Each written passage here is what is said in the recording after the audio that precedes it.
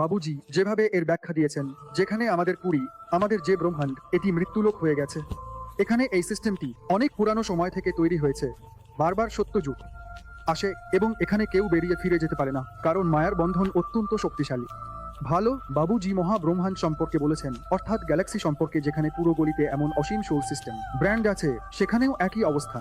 বাবুজি universe সম্পর্কে বলেছেন এবং শেষে মাল্টিভার্স সম্পর্কেও বলেছেন। তাহলে বাবুজি বলেছেন যে পুরো মাল্টিভার্স মৃত্যুলোক হয়ে গেছে এবং যেখানে শত কলার আত্মার যে শক্তি ছিল তা এখন শূন্য কলার হয়ে গেছে।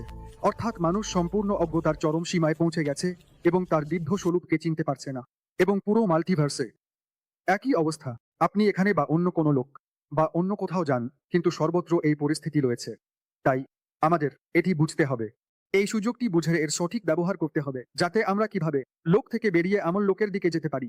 এখন এমন লোক কোথায় আছে তার জন্য অপেক্ষা করুন, নতুন ভিডিও আপনার জন্য আসবে। তবে লাইভ ইন মাল্টিভার্স, আমাদের যে বই, যেখানে বাবুজি মাল্টির পরিবর্তন সম্পর্কে কথা বলেছেন, অবশ্যই এটি পড়ুন এবং আত্মজ্ঞান অর্জনের দিকে এগিয়ে যান। অনেক ভিডিও রয়েছে।